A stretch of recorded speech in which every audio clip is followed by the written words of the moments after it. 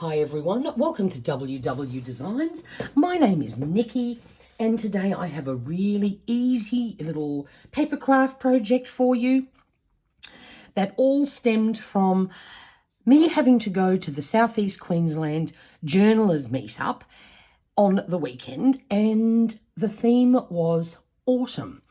And I thought, what can I do to add to the little goodie bags that I was giving out to people? And I grabbed some packaging paper and acrylic paint and I made some very simple but cute leaves. And I thought they looked very autumny. They even have some copper coloured paint on them. And all I used was this very thin packaging paper that came in a parcel, and of course there was tons of it. I couldn't throw it out because I knew one day I'd come up with a project worthwhile. So I just did these with orange and brown acrylic paint and then some copper. So I thought what I would do is show you how I did them. They're incredibly easy, but I thought we'd try some with green because they're lovely for autumn, but it's not autumn everywhere. And I thought some green leaves would be handy to have in your stash. So it's very, very simple. This is a great little project you can do when you're bored one day or can't decide. Whoops, let's get rid of that horrible little crust of green there. Or you can't decide what to do. Grab some packaging and just blob on some acrylic paint.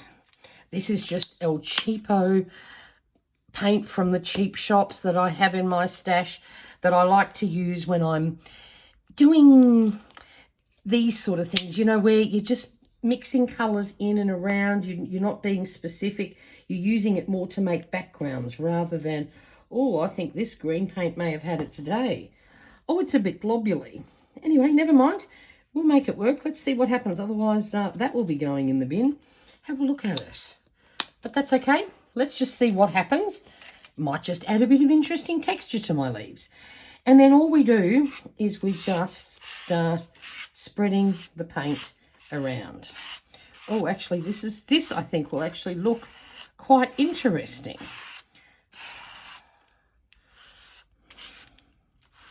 Simple as that. Oh, look, it's working okay. It doesn't matter if... Oh, actually, look, as I blend it, a lot of those lumps are sort of disappearing. So that's quite handy. Not that it would have worried me. And that's all you have to do for now. So that is step one. And then you have to be patient and let this dry because you don't want to risk your metallic drops blending in too much. Otherwise, you won't see them. So we're going to let this dry for a little while and then we'll come back and add the metallic bits. Okay, so I've left this sit for about 10 minutes. That's it, because acrylic paint dries very quickly. Now, the next thing we're going to do is our splattering. And if you have never done splatters before, you can make a giant mess with splatters and paint ends up everywhere. So normally I go outside and do my splattering. I've got a area out the side that's all covered in pebbles. And if I get a bit of paint on that, I don't care. But to protect my desk, you'll see this is black now underneath. I have a big old garbage bag that I just put around me so that my splattering doesn't end up all over my desk. So first things first, when I'm mixing splatter paint, because we're going to add a bit of water and have to mix it, I just usually grab a little bowl, I line it with cling wrap, and that way you don't even have to wash the bowl when you're finished. So we'll just move this up a little bit just so I can try and get this on camera. Now, I found this in my stash. It's a folk art acrylic paint and it's metallic aquamarine. I thought that might be a fun colour to try and do our splatters with, except I don't really know what condition this paint is in. So let's find out. You don't need a lot. Oh, it's lovely. I did give it a very good shake. So we've just put a tiny bit in there. See that? And then the next thing we're going to add, you have to dilute it a little bit if you want it to splatter well. So we're just going to add a tiny bit of water. Rather a bit more water than less sometimes, but look, it's not a perfect science.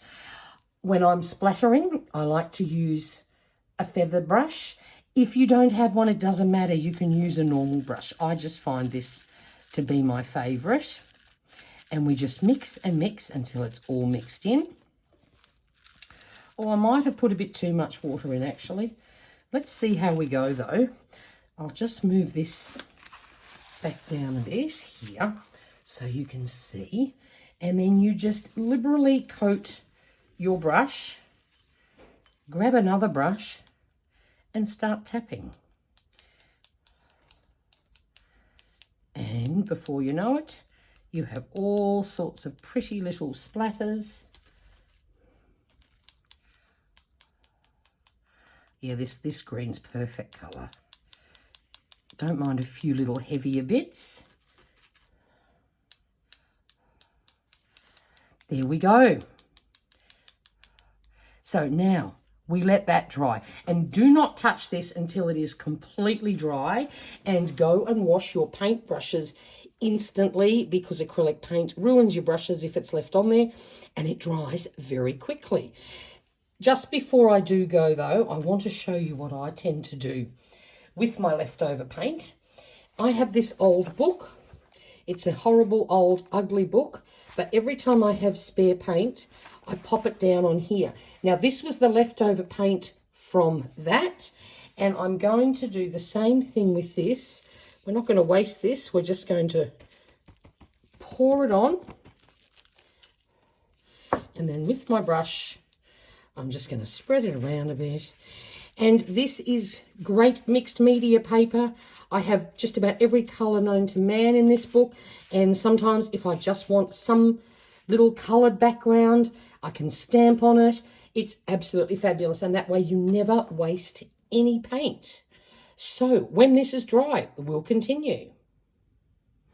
Okay, so I let this dry for a couple of hours because I wanted the paper to be all crunchy and dry again. And now all we have to do is some stamping. So I always use Ranger Archival ink when I stamp, because it's permanent and waterproof. So if you want to do anything more mixed media-ish, you're not going to have it blend and dissolve. That's one thing I don't ever get skimpy on. Any of the cheap black inks, honestly, they're really not worth your trouble. So I have the same leaves that I used for the autumny coloured ones, and we're going to do exactly the same thing here. When I stamp, I prefer to tap on top for some strange reason rather than press down onto it. I always seem to get more mucky stuff. And then, yeah, okay, so we have to try and get a bit more ink. We missed a couple of little patches there. No big deal. Make sure we press down firmly. There we go. That one's a little bit better.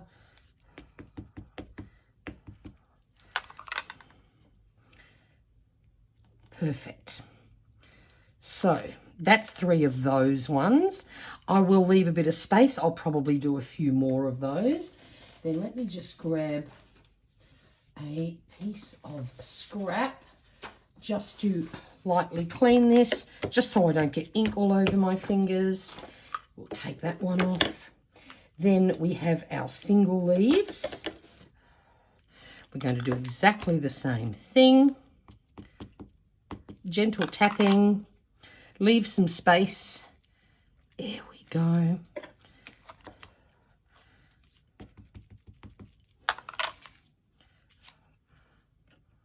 Don't have to leave a lot of room between them.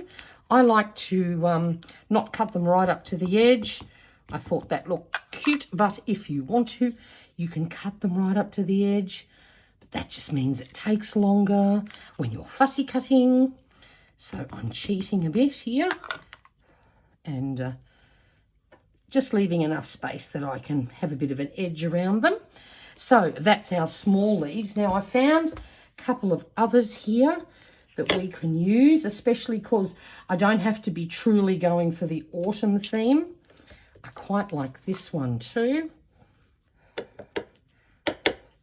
So this is sort of a long strand type one. I'll leave a bit of space to do a few more of the small leaves so that I end up with a nice little stash to use.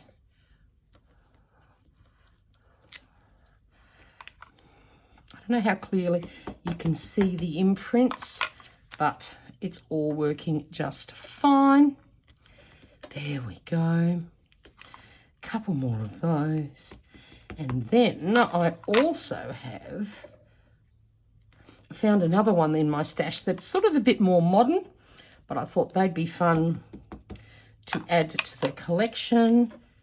Voila. So we've got some of those. Just quickly clean that off a little bit. And I thought this one would be a fun one. I'm not going to use these ones because obviously then you won't see the green. You still could do that and then leave the green around the border if you wanted. But I'm quite partial to this one. I've never even used these stamps. I don't know where I got them from. Except I think it may have been... No, I don't know. But I've got a lot of stamps that I've never used. But have a look. I think this would look rather cool. Let's see how it goes. Pop one right over there. It's not too many splatters there, but that doesn't matter. Oh, this is cool. Yes, I like these. I think we need a few of these. There we go. And one more. You get the drift. I don't think you need to watch me stamping the entire sheet, but have a look how fabulous these look. And then when you actually cut them up, you just get the cute little highlights of the metallic green spots. If you don't have metallic green, using a really dark green I think would look really effective. Even if it's not metallic, you could consider a little bit of silver or gold maybe. Completely up to you, but seeing I had the metallic green, I decided to use it. So there's our big leaves, our small leaves, our little stems. That one's a bit hard to see because it's actually quite sunny here for the moment, even though it was raining 15 minutes ago. And there's our modern one. So what a fantastic little thing to do. It's really easy. Build up a stash, especially when I like doing things like this when I can't think of a bigger project I want to do. I'm feeling a bit uninspired. Doing simple little things like this just gets the thoughts flowing. So I hope you enjoyed this. If you have any questions, just leave it down in the comment box below. And please give this video a thumbs up. Only takes a second of your time and it's very helpful to me. And if you haven't already subscribed, I would love it if you did. Also completely free of charge when you hit the subscribe button. And until next time, stay safe and stay healthy. Bye for now.